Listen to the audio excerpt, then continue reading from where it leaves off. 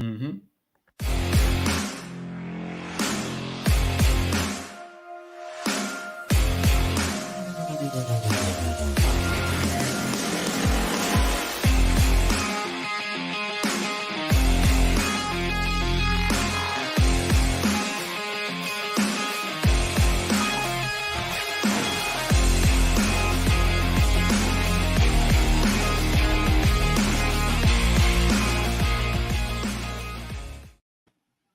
Good evening. Good evening. Welcome to Coast Packers. You got Amar and Bernie Bango here.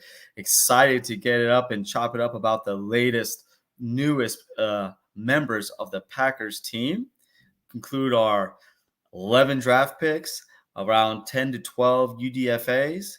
And I'm just ready to chop it up and really just break it down and just see what Gutekunst was cooking this past weekend. Because I know a lot of us we were loving some of the picks, and then we were kind of scratching our heads for a few, but those times in between was kind of crazy. Bernie, how you doing, man?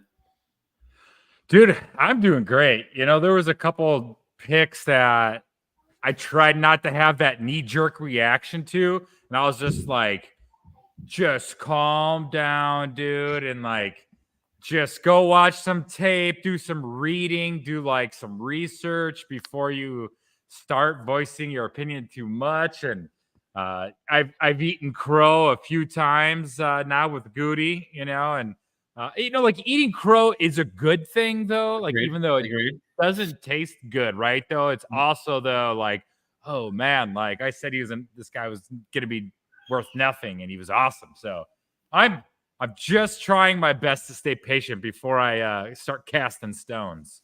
Yeah, I feel you on that, man. I know. I was telling folks on Thursday night, every time I've not been happy with a pick, it's turned out to work out. So for me, with True North Packer fans commenters, he saw my reaction on Thursday night. I was like, I wasn't tipping picks, but I was seeing them before they came so I could prepare myself for a convo. And when I saw that Jordan Morgan pick, I'm like, fuck, I threw my phone kind of far. And I was just like, oh, no. Because, Cooper DeJean was there. And Kool-Aid was there. And then what pissed me off was the Lions just trade up in front of us to get Tyrion Arnold, who was right there. Yeah. That's the one where I'm like you bastards, right? Yeah.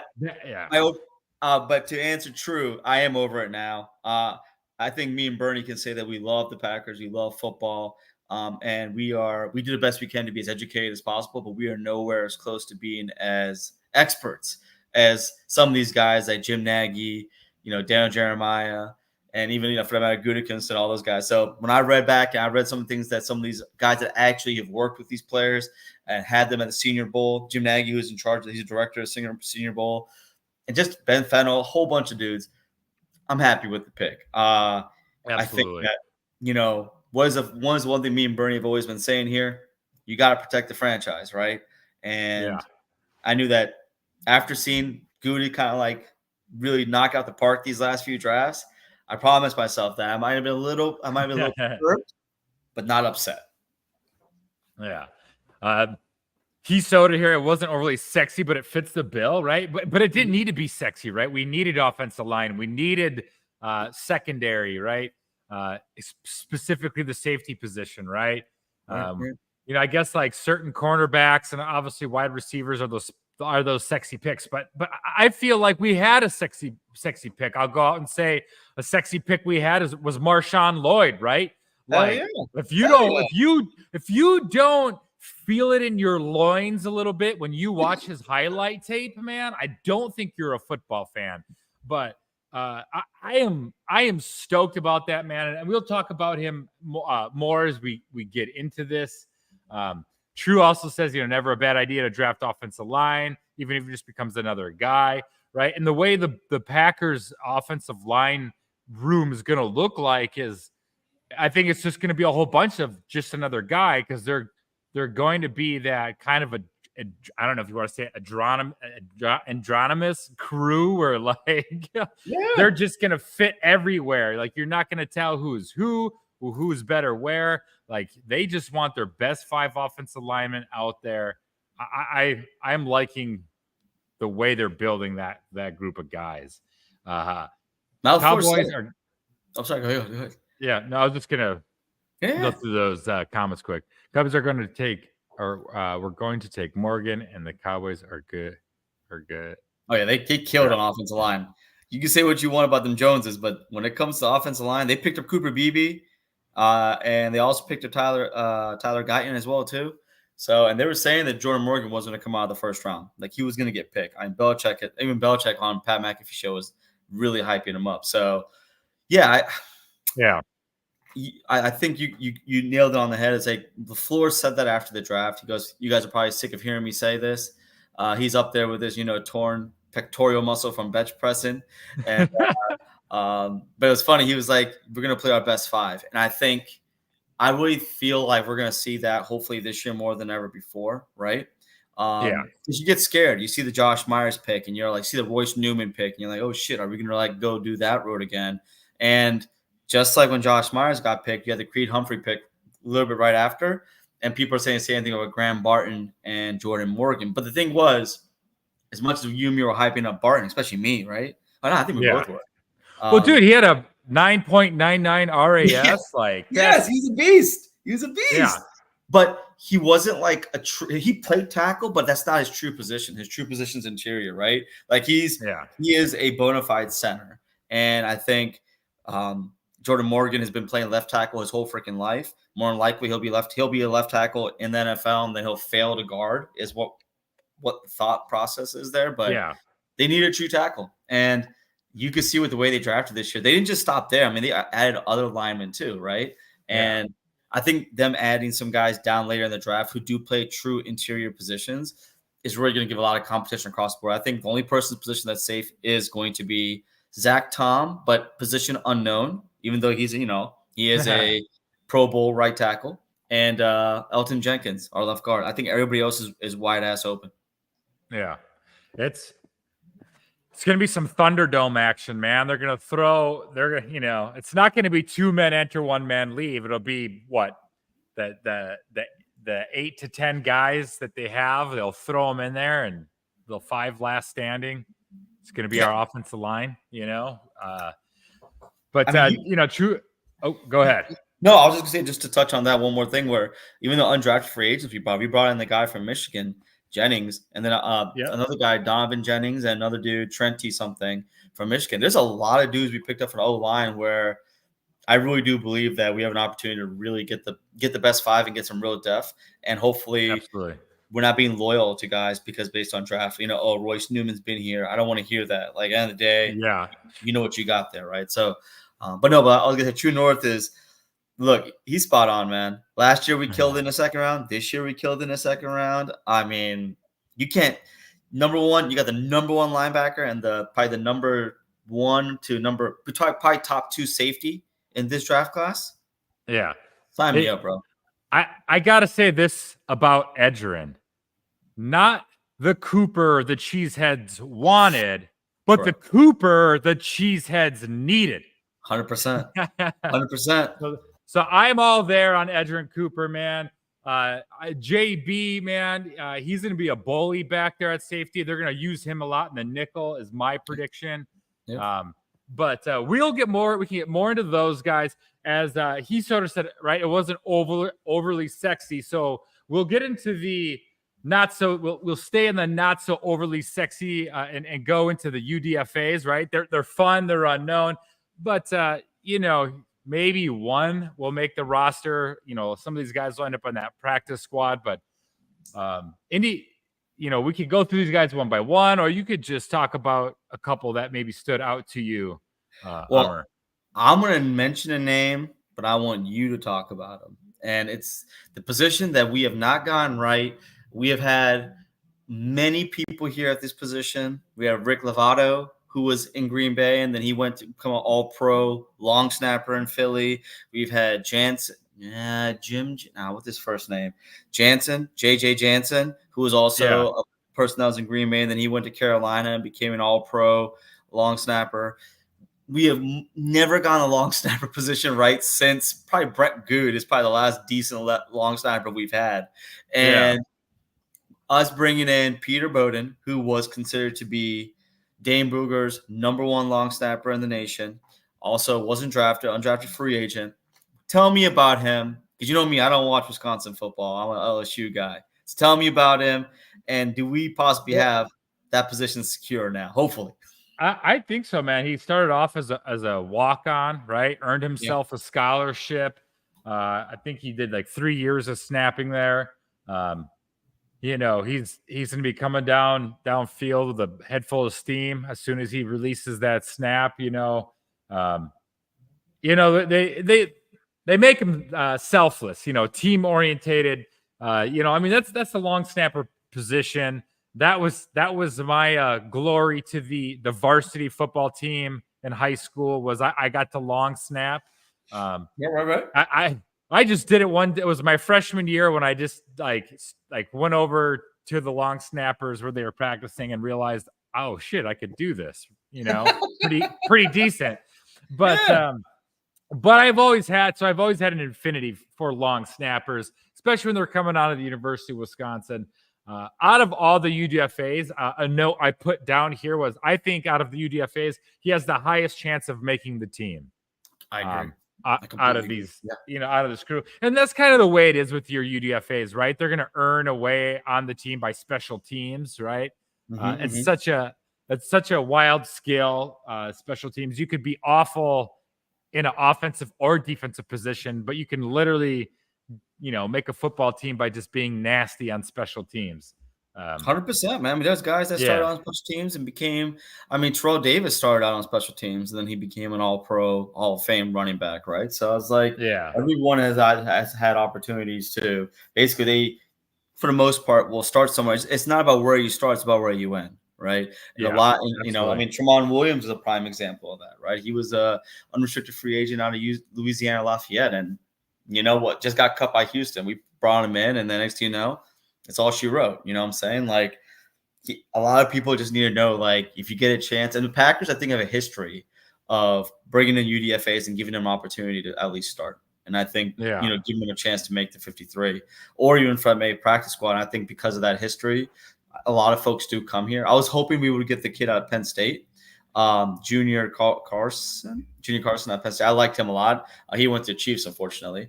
Iowa Joe beat me to the punch. That's who I was going to say was Donovan Jennings and then Trenty Jones. So Donovan Jennings is the guard who's out of USF. He had like a 9.9 or a 10 RAS score. 9.65. I 9.65. noted it today. Yeah. And he's 6'4", 323. He's a big boy. And I was actually surprised that he went undrafted. He was a Shrine Bowl, I believe, a Shrine Bowl standout. Dane Brugler and Eric Alco were really hyping him up. And then, of course, you have Trent Jones out of Michigan. I don't think you can't go wrong with anyone coming out of that Michigan offensive line. I'm kind of surprised that not all of them got drafted. And he was the sixth man. He was like, they called him the sixth man of their offensive line, and they would just plug him in where he needed him. Or when they would go to their big sets, they would bring on Jones at Michigan. What was that? Barry 54, our old school running play call when we call him Big Barry out there. I remember that. Yeah. And he was all Big Ten academic as well. Iowa Joe too. Another guy took note of. Yes. I looked him up. 6'8", right? Because can we train him and feed him to become the next Mercedes Lewis? That's my question. He's basically there. He got the height. Just need to add maybe 20 more pounds, and he'll probably be there, right? Shit. But I'm telling you, the UDFs they brought the kicker out of Alex McNulty out of Buffalo. I mean, honestly, I'm perfectly fine with bringing in as much competition for our for homeboy there. I'm just, when it comes to, oh my gosh, I cannot think of his freaking name. It's driving me crazy. Carlson, thank you. I was like, I was thinking about someone screaming Carlson. But I'm not a big fan of Greg Joseph. I don't really want him to make the team. The guy they brought in from Georgia, Podolski, not really caring about him either. So I would love to see some of these guys come in. This dude, Alex McNulty, had like a 68.5 completion percentage as a kicker. Not great, but not bad, Yeah. But the UDFAs, man. I'm just saying, like, we drafted so many safeties and we drafted so many like offensive linemen. I was kind of surprised that we brought in even more UDFAs at the offensive line, but hey, yeah, I'm all for redoing that whole position. Yeah. Special shout out though to Michael Bertoya. He's a UDFA out of UW La Crosse, right? Good old Division III school. So it's like I love seeing it when those guys get their shot, right? Because Bill Schrader, right, wide receiver of the Packers, there, he made the roster for a couple seasons. He was a UW La Crosse guy as well. Oh hell yeah! I'll tell you, it's like I said, if you get a homegrown dude, like I was kind of hoping Taylor Boratelli would come to Green Bay, but of course, the Colts scooped him up. But it's like Jared Abder's got picked up by Green Bay, right? Like it just feels feels cool to have one of these Wisconsin kids come home, But I'm looking forward to I'm looking forward to minicamp next week and really just trying to see like who really shines. All these tryouts, all these guys, they get that one shot and they need to make the best of it, So I'm really looking forward to it. They brought in a pretty good round class. They brought some receivers in that had some pretty good RAS scores. Julian, what was his name? Julian Kelly? No, I think I'm saying it wrong. Julian Hicks of Albany. Like if you look at his numbers, RAS score wise, it's pretty good. But he's coming from he's coming from a D3 school, right? So you don't really know, But like you said, you never know. They get an opportunity to come to the NFL, do a tryout, they could shine, right? But I'm looking forward to it, man. I think that Goody has done a really good job. He's been getting a little bit of hate from certain people when it comes to like some drafts, and some people said that they knocked out the park. So, okay, here we go. Yeah. Here. Iowa Joe, where did the edge from Platteville go? Blasik is his name. He went to Cincinnati, so he's he'll be there. So yeah, another Division III guy. And then clearly the Packers like Quay Walker because they drafted his clone. I agree. I completely agree, man. This guy, Edwin's maybe like a beat faster, right? Because he runs a 4.51. Quay was at 4.52, but of course, Quay has like almost 18 pounds on him, give or take, right? So there's a big weight difference there. But I mean, Edwin Cooper was the number one linebacker in this draft class, and to team him up, the thought process is like you got yourself a Greenlaw and Fred Warner kind of combo. Honestly, if that's what we come up with, sign me up, bro. I am good to go, man. Like, I don't think we have any idea what this defense is going to look like, and I think that's the scary part, right? We are used to literally year after year after year of being just let down on defense, right? Like every year, like we had 2 good years, maybe 3 good years with Capers. We had maybe a year and a half good with Pettin.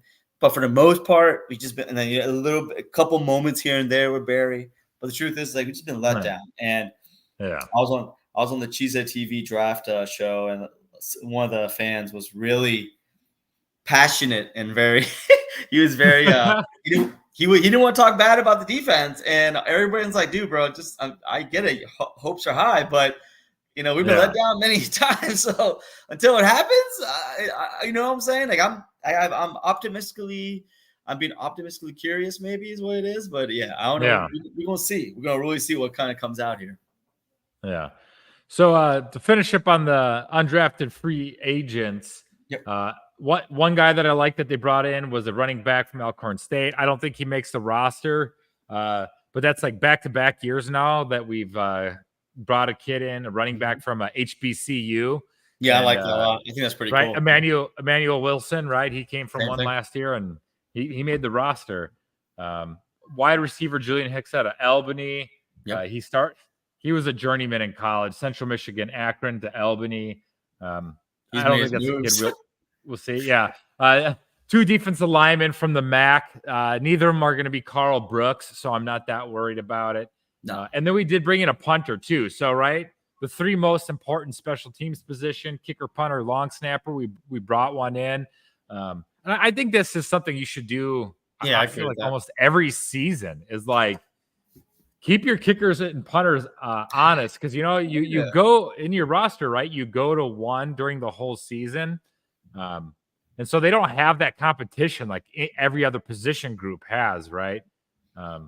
Throughout the season.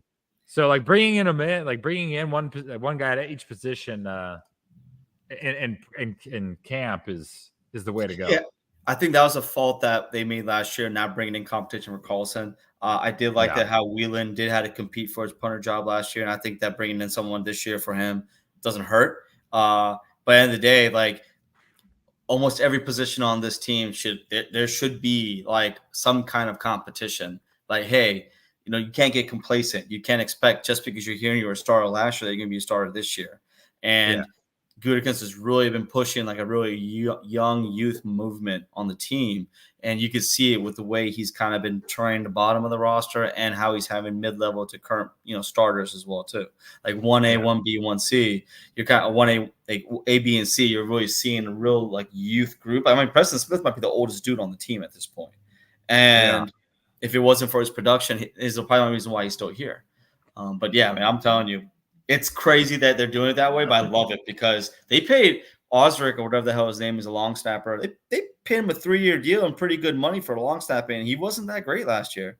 I really do feel a lot of Carson's issues were because of the snaps were just low, and then Whelan had to do everything he can to save the snap and try to get the ball down as quickly as possible. So I don't put everything on Carson, but that's Rich Bisaccia's job to get that fixed.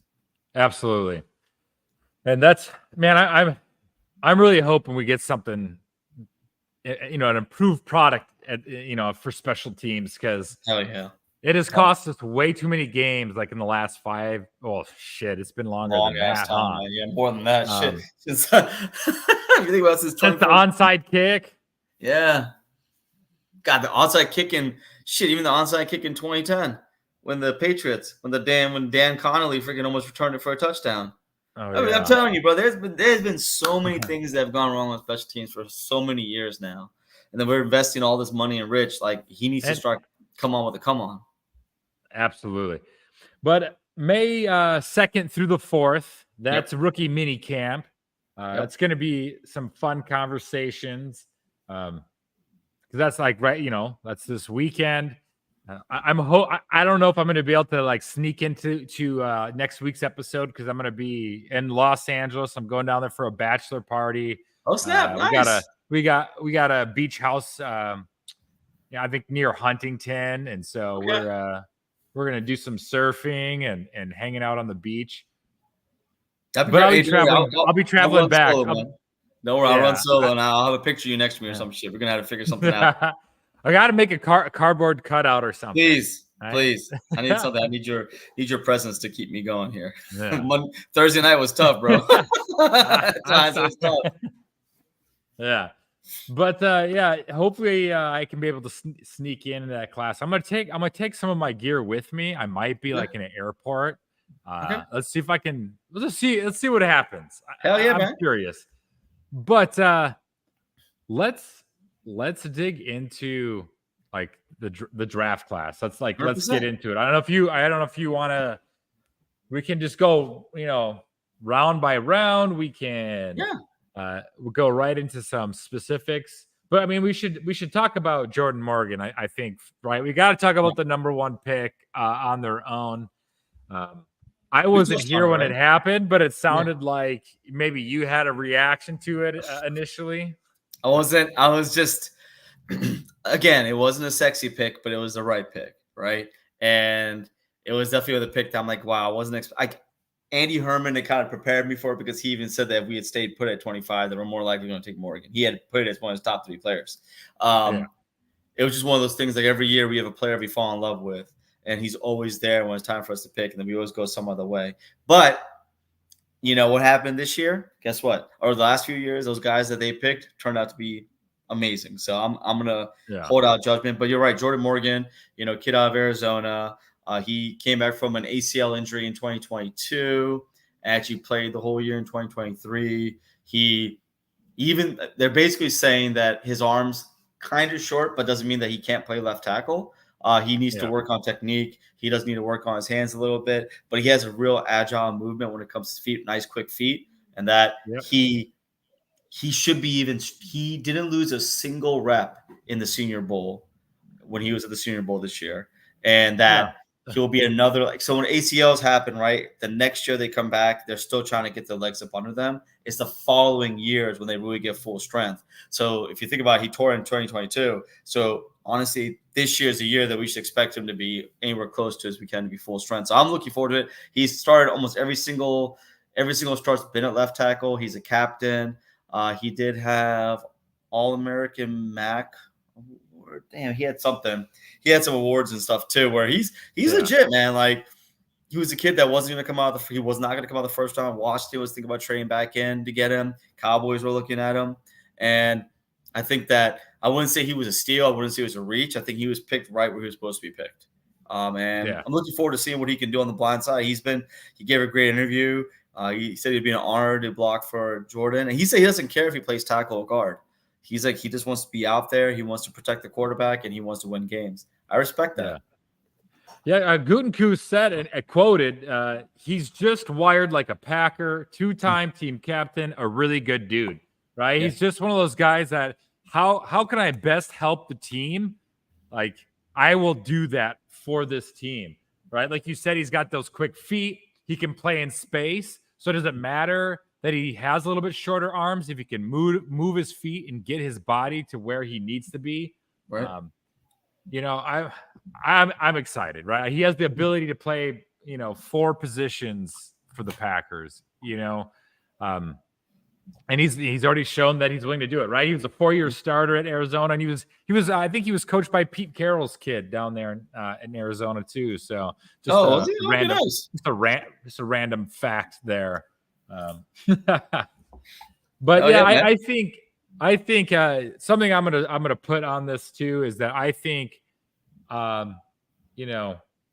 offensively for the guys that we drafted, he's probably the guy that he has the potential of seeing the most snaps of all the guys that we drafted on the offensive side of the ball. I think so. Yeah, I can see that. Yeah. Unless you see some competition with the guys in the later rounds. I don't want to jump ahead, but when it comes to Jacob Monk and stuff like that, possibility there where he can maybe challenge Myers. But you're right though. I think Rasheed Walker he did admirably last year as a 7th round pick, going in and playing pretty well and getting better as the year got on. But he needs to take that jump if he wants to keep the job. Because if not, this is what both these guys have played left tackle their whole career, and so it's really going to be interesting to see that competition amongst those two in training camp. I'm looking forward to that. Yeah. So let's get into that second round. Yeah, baby. And this has always been our wheelhouse. This has always been the Packers' strength. It feels like is that second round. That we get Edrin Cooper. 9.13 RAS. Probably going to start immediately. He pairs well with Quay. Yep. The Aggies, the Texas A&M Aggies, their season was kind of a forgettable season, but their defense was in the top 10 nationally. Oh shit! And Cooper led his team in tackles for a loss, sacks, and forced fumbles. He's the only prospect in this class who can say that. That's pretty badass. I had no idea. So he, even though he's an athletic stud and he's stuffing the stat sheet. I was gonna say Edrin Cooper was, he was a person that they were going to say was going to go in the first round. There was a possibility that off linebacker would go in the first round. Goody and what I loved was Goody did what he did last year. He traded back in the second round, acquired more picks, and still got his guy. He picked Musgrave, and then he was able to trade back and still get Jaden Reed. He did the same thing here. And he said that even though Cooper DeJean was available, they had already worked out the trade with the Saints before they even knew that was occurring.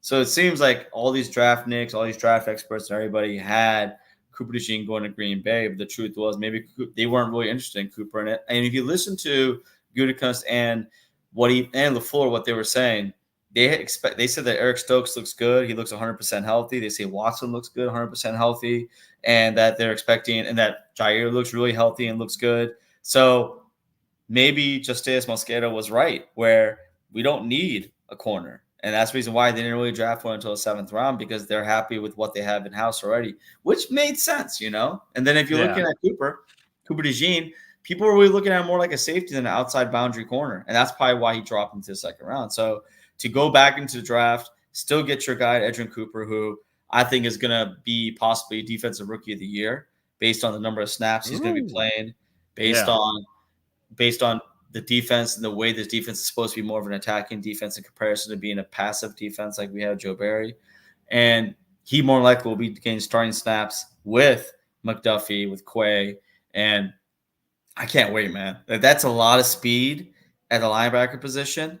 And absolutely, hopefully this can really turn our run defense around, because if you look at every player that got picked up on defense, every single one of them is really great at stopping the run. They all have amazing run stopping stats. And I think that a lot of focus was put into that. And if you look at that too, like if you look at defensive line, we got some UDFAs at defensive line. Yeah. We didn't draft any. So I think I was surprised. Really yeah. And I feel like that bodes well for Kenny Clark probably getting a third extension, and if you I'd hope so. Me too, bro. Me too. And then John Eric Sullivan even said too that he's expecting a really big jump from Devondre White, which then tells you right, because you have Devondre White, you have Slayton, you got Clark, and Colby Wooden, and Colby Wooden was gaining weight too. He said that he's up to the 290s, so he can be with the big boys. That tells you right there. Yeah, he ain't gonna be a backer. He's gonna be a defensive lineman. So it makes sense why they drafted the way they did. And with Edgerrin coming in there and kind of holding that second level of the defense, I can't wait, man. And then on top of that, we already got Xavier McKinney, and it really looks like we got a dog in Javon Bullard.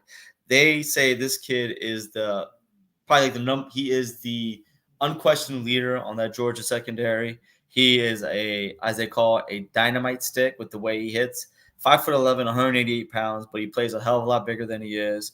Has probably top 9 percentile in run stops and pass defense, and he was probably considered to be one of the best players on that Georgia defense. And if you recall in that game against Ohio State, he was the one that knocked out Marvin Harrison Jr., where he couldn't even come back. So I'm just saying, we got ourselves a dog here, and he runs like the wind. Like if his RAS score was in a top 8, top 9, and I just, they can't stop going to the Georgia factory. I really feel like, there's a lot of speed on this defense, man. And Javon Bullard is going to be that guy. He's going to be that dog, man. I really think so. This defense is going to be fun to watch. Bullard in 2022, he excelled as the primary slot corner on that defense. And then this year he was that primary deep safety. Earned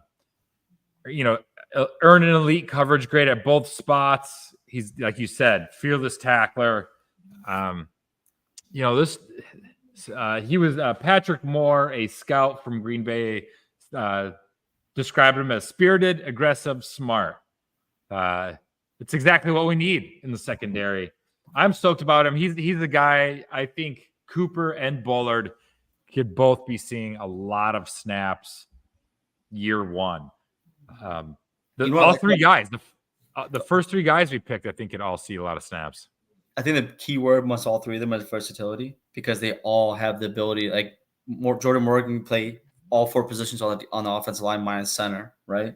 You look at Edgerrin Cooper, he can play a linebacker. He probably play edge a little bit coming off the line. There's a lot of highlights of him doing that. And then you look at Javon Bullard, maybe I'm, Freudian slip there, but maybe, he free safety, strong safety, nickel. He can play all the basically, even though he's not big enough to play a hybrid linebacker position, he has that ability to play basically anywhere in the secondary you need him in that safety area, to include nickel, which is awesome because you don't have to be pigeonholed, right? When you got a guy that, like, if he's just a strong safety, then maybe he can't run well with people, right? And then if he's a nickel, then maybe he's not great on long distance, right? So you got guys that can really be interchangeable, which is a big thing that they were talking about when it came to Jeff Hafley's defense. I think he fits the bill with exactly what Gutekunst is looking for. Yeah. I think, the more I talk about the draft, I feel like the more he's nailed it. Hell yeah. So let's move into the third round. And it started off exciting and flashy, and then it ended with a big question mark. Yep. So let's start off with the exclamation point first. That's Marshawn Lloyd. We think Goody says that we think his best football is ahead of him, right? Mm-hmm. He started off at South Carolina. He ended up at USC. Compact, well built with a burst of speed. He's got balance. He gets through contact. He broke 47 tackles last year. He caught 34 passes during his collegiate career, and they think that they can expand on that ability. He's a 23-year-old prospect, but he only has 291 carries. He still has some tread. He still has some tread on those tires, baby. So yeah, that's, I'm excited about Marshawn Lloyd. He's the guy I think we're going to see in those passing situations. I think we'll see maybe some second and long draws to him. I don't know. They're going to find situations to get this guy the ball, because he averaged 7 yards a carry last year, right? Mm-hmm. He's has that ability to get chunk yardage. So I'm excited about this guy. They kind of matched up his 10-yard split, and basically his 10-yard split's exactly like Josh Jacobs. Being like 5'9", 220 some pounds. He's a thick dude. He's a really he's the same height as Aaron Jones, but he has like 40 pounds on Aaron Jones if you think about it. Pretty wild, right? Because Aaron Jones, he came in the league at 190, but they said that he normally ran around 185, right? Okay. So you got a guy who's built really thick, real good lower base. What did Andy Reid always say? He wants to make sure his guys have a big ass. It sounds kind of weird, but it's true. It talks about explosion and stuff like that. And his RAS score, he had an 8.92, which is pretty good, right? And Daniel Jeremiah basically labeled him as the best running back in the draft. Mind you, this was one of those drafts where the running back position wasn't the greatest. Jonathan Brooks went a little bit earlier to Carolina. I was a big Jalen Wright guy. Who went to Miami. It seems like Miami just keeps getting richer when it comes to running backs. But you know what? Mm-hmm. They saw something in Marshawn Lloyd that clearly that they feel could be a great compliment to Jacobs and then who knows, like that pick, I feel like does really put both Wilson and Dylan, in a strong competition, because, there's not enough positions. You could probably going to carry like 3 running backs probably, right? So it's going to be interesting to see who kind of comes out on top of that. I was taken back by the pick, but once I started reading into it and just listening to the experts and seeing what they had to say, I was like, okay, crap. So I guess they knew what they were doing, because there's a reason why they granted him. Him running in the SEC to me, I thought was pretty good. So he has gone up against that kind of competition. And then, of course, him running at USC, he was basically unstoppable. Like you said, 7.1 yards per carry. That's pretty freaking amazing, Yeah. And they also said he has special teams chops too. They feel like he could be a good kick returner as well with this new kick returning rules coming in right now. Keyshawn basically was talking about his ass ain't coming off the field. I don't know if he was talking about special teams or if he was talking about being a nickelback, but you know what? He is an all-pro kick returner for a reason. So I don't know, but I don't mind. Like if you're gonna be playing him on defense, major snaps, then I'm like, okay, take him off some of those kick returners. Let Lloyd do it. See what he can do. Right? Dude runs a 4.48. He in a 220. You get that thing going. You ain't trying to tackle that. So I was impressed. I felt like the way that Goody kind of manipulated the draft, he was able to get the guys he wanted to get. And like I said, those first 4 picks, we were all like, all right, yeah, that makes sense. That second pick in the 3rd round, Tyron Hopper out of Missouri. Yeah. So I really didn't. I think everyone thought that was a head scratcher, right? His 40 time was not great at the combine, but then they said they hand timed him at 4.5. So they have him roughly on the 4.52 is what they were saying. So they have him roughly about the same time as like you have Quay and you have Cooper, right? He has some pretty good tape. He's he comes with a boom. Like they say that when he hits you, he's gonna come with everything. Man. He's an amazing run stopper, and that Missouri's defense. I mean, the Missouri team wasn't that great, but their defense was pretty damn decent, right? And it seems like he could be that guy that comes in. He's not going to be starting probably. Like I said, he's going to have reserve role, and he's probably going to be on special teams. Now, you're grabbing a special team player in the 3rd round. Not a big fan of that, but again, everyone has to start somewhere, right? And that was a guy that came in for a top 30 visit, So I guess, that played into it a little bit. But yeah, what do you think about Hopper? What do you think? All right. So that was my initial reaction. Was like, what? Yeah. Like, this felt like a reach. I looked into it, right? His RAS didn't pop, but Nope. breaking it down, right? He does have great explosion grades, right? A good vertical and broad jump. Yeah. Like you said, extensive special teams experience. So I think that's where we see him at first. But he was described as a hit and run linebacker. I hope he doesn't get arrested like that. Because we've been seeing some hit and runs in the NFL recently. But 31.5 tackles for a loss in 26 starts. He spent some time at Florida as well. And Hopper played an essential, role in Missouri's defense this year. He was highly utilized as a blitzer and in pass coverage. So I think that and there was 290 some snaps, I think, in pass coverage, and he only gave up one passing touchdown in his college career, right? And like you said, he's as a blitzer, he can wreak havoc, and he's in a pop you. And so I think that's the goal for him.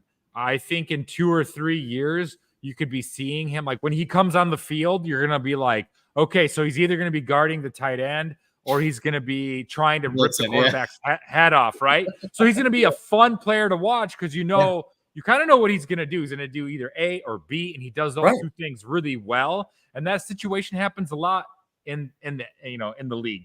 And so in 2 years, I will be voting for Sheriff Hopper. He will be upfield, he'll be downfield, and he'll be in the upside down making plays. Sheriff Hopper. You heard it here, man. I love it. That's my guy. Man. So hell yeah, dog. I've seen stranger things happen in the NFL.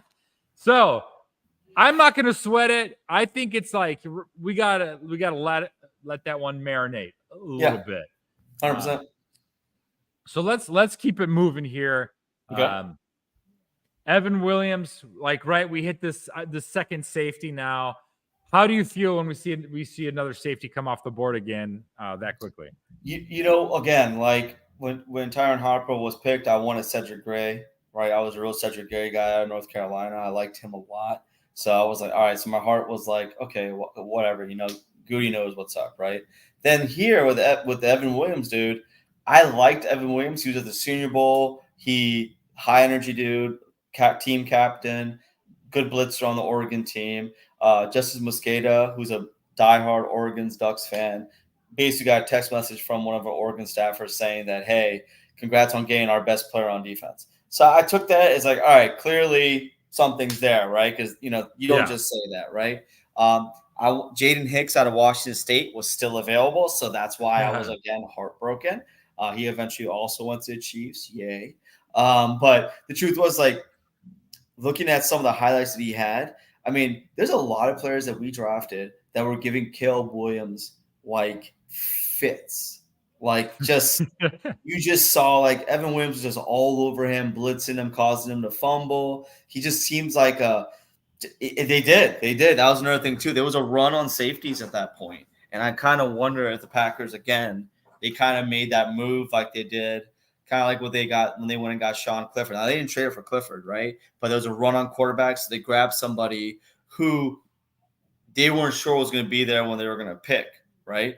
And so, people were mad Clifford got picked in the 5th round when he was an undrafted 7th round pick, draft industrial complex ranking, right? Same thing with Evans. Evans was a 7th round consensus, and he got picked in the 4th. And they're like, yo, what the hell? But again, high RAS score. Has extremely intelligent. Sam Steele had nothing but good things to say about this guy. He was when he was up there talking about these players that he was drafting, especially all the kids out, West Coast. He was really I don't really think it's the coach's job to figure out what to do with these guys. I just look at the player. Yeah. I look at the workouts. I just, I do what Ron Wolf taught me. And he's like, I just look to see who they are as a person, how they work out, how they play. And then, we go from there. And I was like, okay, that's pretty cool. And Evans came highly regarded. Again, he was a Senior Bowl standout. Jim Nagy had a lot of great things to say about him. And that I feel like intelligence was a big thing in this draft class. If you look at a lot of the players that got drafted, every single person had something about being extremely football IQ, high football IQ. And I think having that on both sides of the field it goes a long way because you know what? sometimes you got to hit the ground running, and you got to learn on the go, and you don't got time to sit there and like really break things down for some folks. Like, you got to just pick up and go. Yeah. I was it was a cool pick, but part of me was like, I was happy we got a safety, like another safety. I just wish it was Jane Hicks, but it's all good, man. Like I'm looking forward to seeing what they do with him. Yeah, he started his career at Fresno State, transferred to the Ducks. From what I understand, he led the Ducks in tackles. See, there you go. Yeah, he played almost 500 snaps of special teams, right? Okay. And through his special teams play, he's blocked a punt and he's blocked an extra point. So you get me a guy that knows how to like sneak in there, jump, explode, get his hand out and block kicks, man. Yeah. We know we've been on the end of those block kicks. How much that sucks, right? You know, and then a scout for the Packers said, he says, I think he'll fit in our locker room because he's a good guy. We don't have to worry about him, right? They're looking for that culture, dude. They're like, right? Smart guys that are chill in the locker room. Yep. But then when they go out on the field, right, they leave it all out there. Flip that Those switch, are the guys. man. Yeah. Yeah. And so he'll go from leading, this is my guess for Evan Williams. He's going to go from leading the Ducks in tackles to this year, he'll lead the Packers in special team tackles. I agree. I completely agree with that. So his special team stats look good, man. He looks really, really, really clean on special teams. And he brings the boom. He definitely brings the boom, man. I think that's a good prediction right there. I'm gonna hold you to it. That's good. Someone's got to keep receipts on me because I say a lot. That's all good, man. It's all good.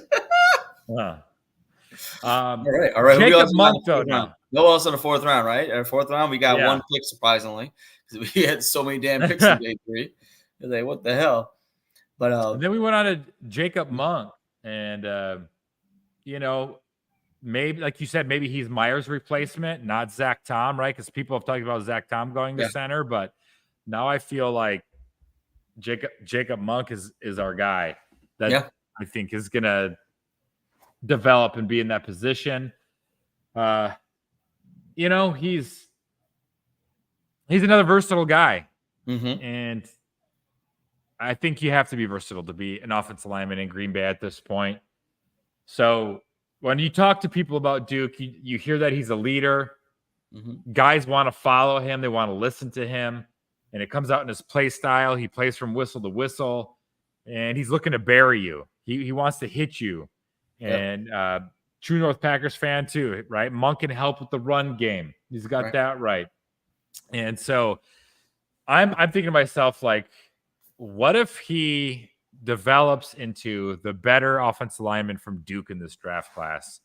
That's my dream. Is Graham Barton went so much? He went higher because of his athletic ability.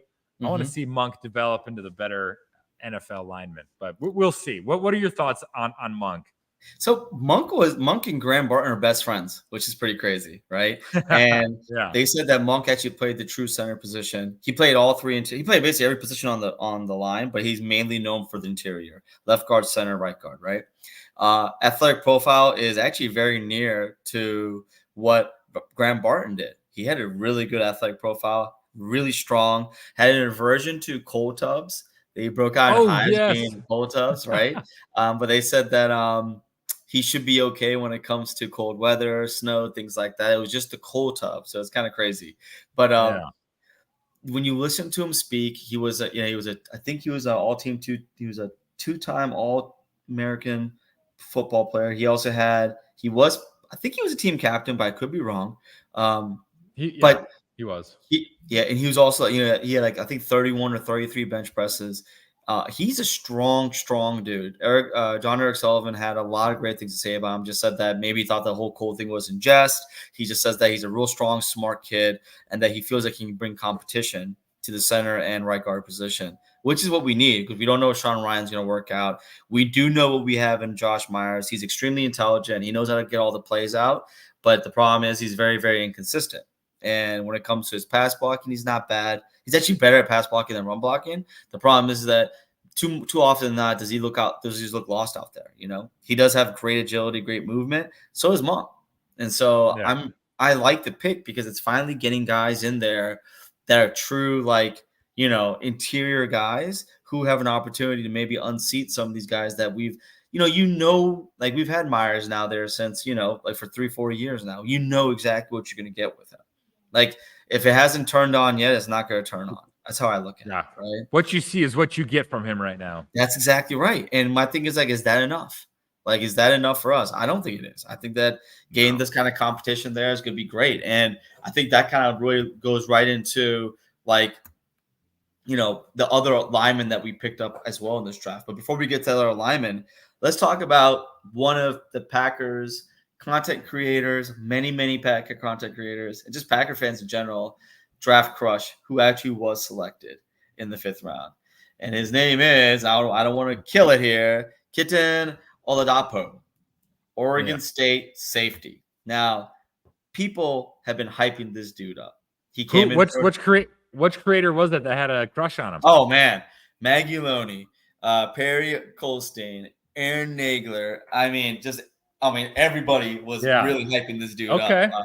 I think the only person that may or may not have been too keen on some of these picks was Ross Uglum. The guys that he was like, you know what? These guys weren't high on my consensus board, but, Guru knows what he's doing, so I'm going to give him benefit of doubt. And I agree with that, too.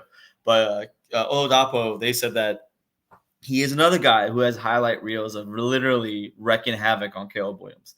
I'm just telling you, like, intercepting him, blitzing him, sacking him, getting him to fumble, dude. Like, he's just a good kid. And he just also another team captain. He, at his draft party, he looked like he had just had foot surgery because he had like a soft cast on his left foot. So clearly he's going to recovering from some kind of injury. So hopefully he'll be good to go for camp. But another safety, it's crazy to think that they completely redid the safety room, just like they redid the tight end room last year, and to a degree kind of redid the wide receiver room too last year, right? Goody finds a deficiency and he's like, all right, we're gonna clean it out. We're gonna start fresh. And he did it. And maybe he's getting a little ballsy here after he saw the results of these kind of took a little while to kind of get together, but then they took off right last year on offense. Maybe he's feeling the same thing on defense when it comes to the safety room. So no, Kitten Oladapo, what do you think? Big, physical, loves to be in the box. He's willing to, try to punch, ball runners in the face, so like he's going to be in there on running downs. I think that's going to be the way he first gets on the field. He led all drafted safeties in run defense grade last season per PFF. So, there's evidence to back that up. I like this part. He's a former walk-on cornerback, and he transitioned to safety. And he's earned all Pac-12 honors in each of the last 3 seasons. He's versatile. He can, and he's another guy that's played a lot of special teams. So from a former walk-on cornerback into a special teamer to a 3-year starter, I see what they like about him. He's got that chip on his shoulder. He's gonna be he's got that Packer mentality. I like it. Like I said, the more we talk about the draft, the more I'm liking it. The more I like just rebuilding one offensive, one defensive position group every draft. Like how genius is that? Hell yeah. So obviously there's we're a lot of excitement over that safety group. Let's wrap up this offensive line group. With Travis Glover, right? At this point, sometimes some of your picks, you see some, a few things you like about a guy, and you just kind of throw shit at a wall and see if it sticks. And so I like this guy, and what was it? Soder said earlier, Packers draft strategy seems to just borrow the bingo revolving ball from the VFW and throw the entire Senior Bowl roster in there. Just about. And so that's right. Glover was another guy, solid Senior Bowl. He wants to punish guys. He was a 5-year starter. You kind of wish like if maybe he would have gone to like a Power 5 conference or maybe bumped up in competition. He's a big boy. He's a big kid, man. He's a big kid. Yeah. And so he's got a lot of experience, massive frame, credible length. Let's see what he's got. Let's put him in there. Low RAS score though.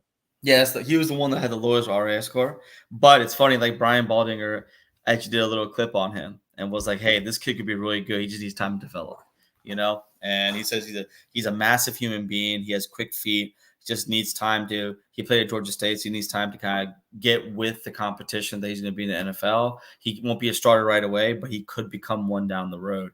When Brian Baldinger talks, you listen, right? He definitely knows his shit when it comes to NFL talent and college talent. So getting a guy like him so late in the draft, I'm like, hey man, sign me up. Like end of the day, like we always say, you can't hurt to get more offensive linemen. Big men like him don't grow on trees, and so.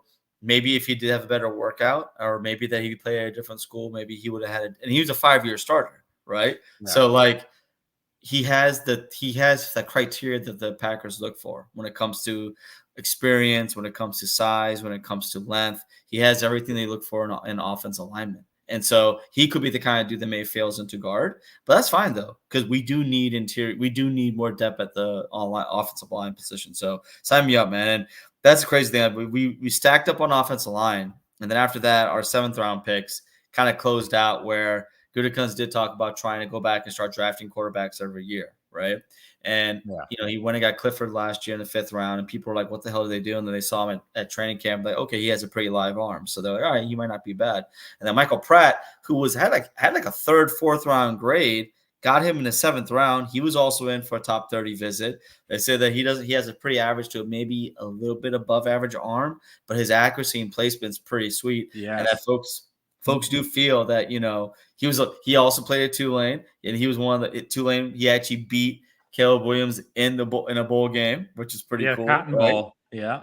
And the truth is like folks are saying that he could be kind of dude that can develop under Green Bay's coaching staff under Tom Clements for as long as he stays, and then eventually maybe trade away for picks. So he could be our Matt Hasselbeck or Mark Brunell or something like that. So really Aaron looking Brooks. for Aaron Brooks. I mean, there's a lot of them. Right? Yeah. Like that's our MO, right?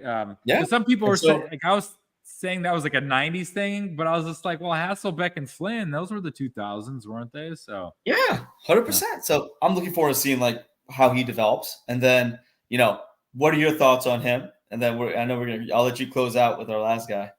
Yeah. He threw 90 touchdown passes, and he ran in 28 more. He threw at least 20 touchdown passes and fewer than 10 interceptions during all 4 seasons at Tulane.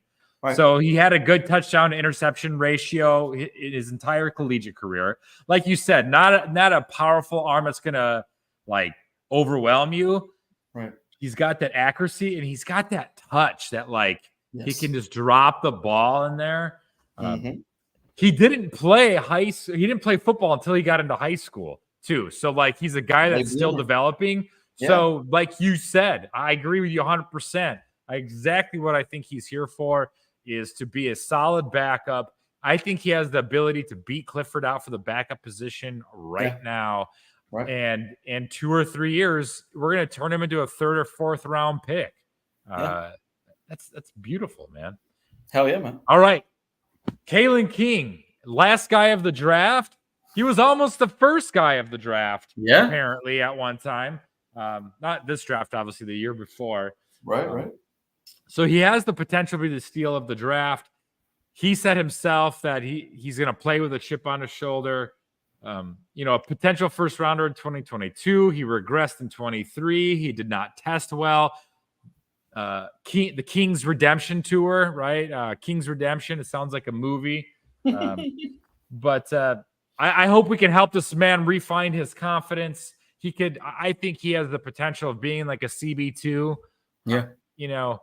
But we got to help him find that swagger. We got to help him find his mojo. Like, that's our last pick as a guy who could be the steal of the draft. But, that's freaking fantastic, man. What do you think about that?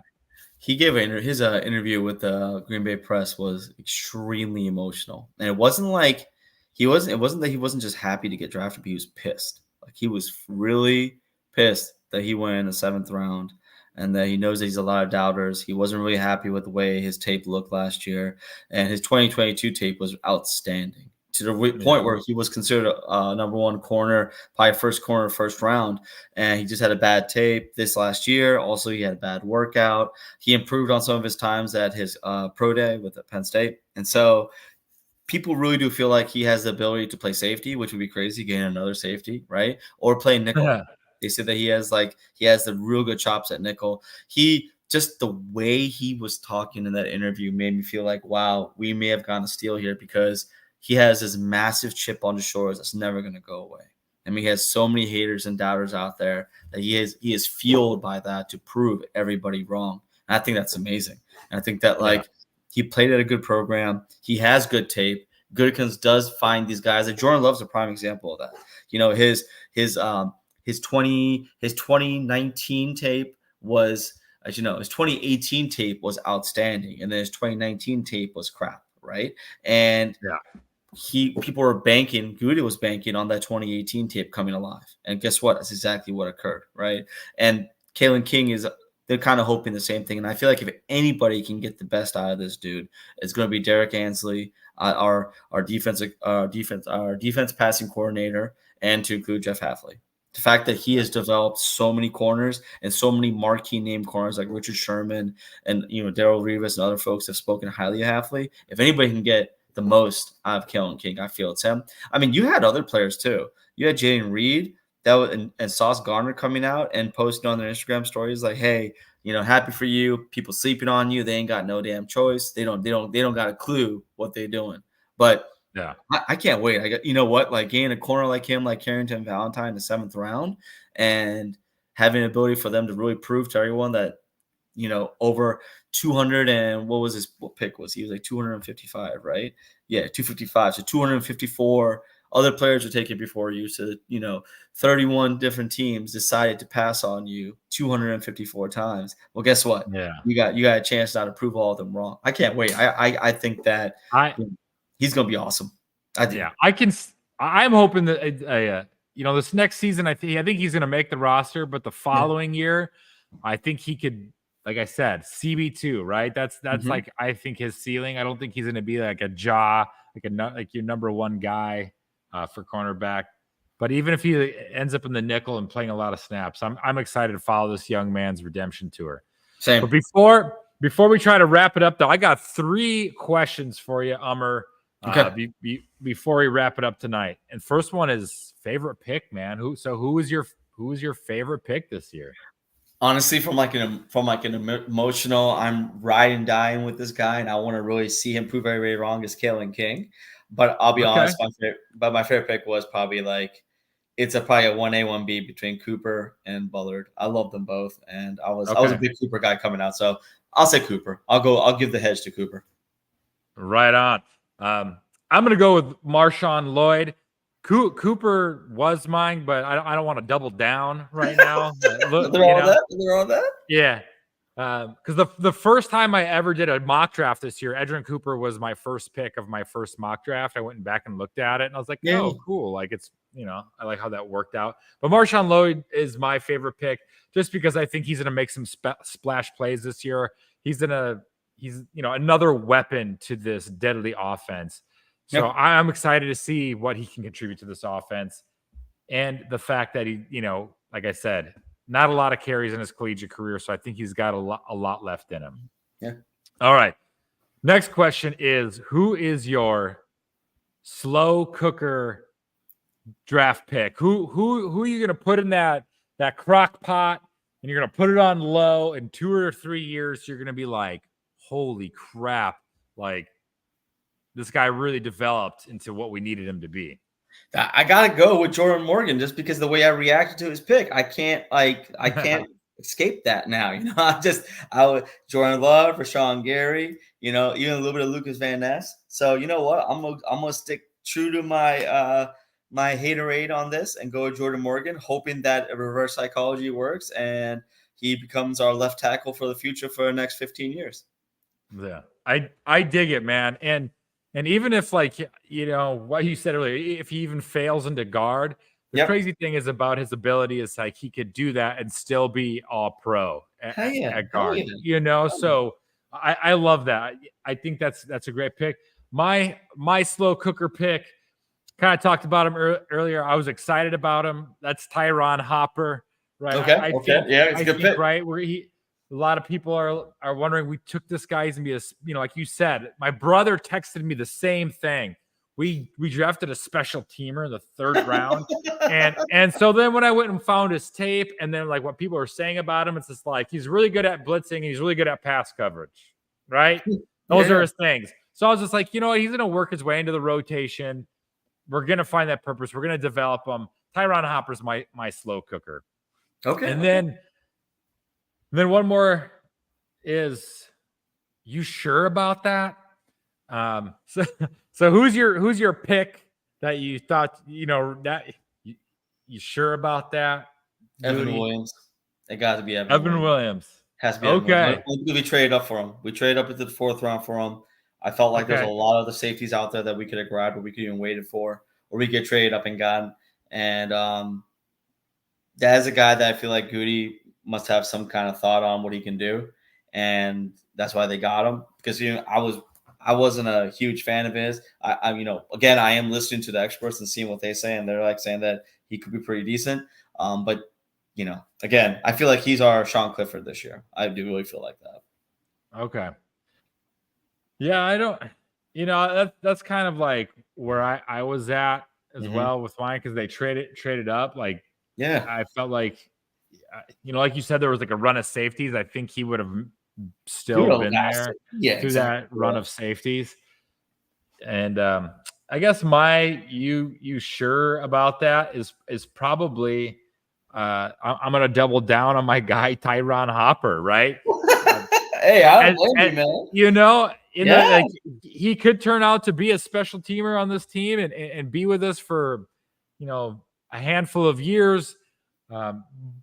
But picking a guy in the 3rd round, you hope, I'm keeping my fingers crossed that those blitzing skills and that pass coverage skills that he has showcased to the college level, I hope that can make the transition to the NFL level, because there's a chance, 2 or 3 years, they were like, well, those skills didn't translate. He's just a special teamer. His rookie contract ends, and it's see you later. But so Tyron Hopper is you sure about that? All right. I like it.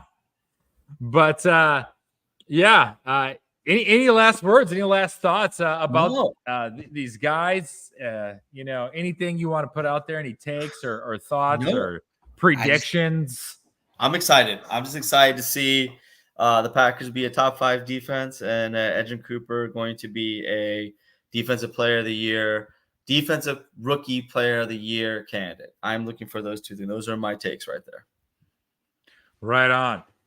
And I'm looking forward to Edgerrin Cooper gonna get that defensive rookie of the year. Now that you said it, Amar. I'll keep that receipt on you then. Yes, sir. Sounds good to me.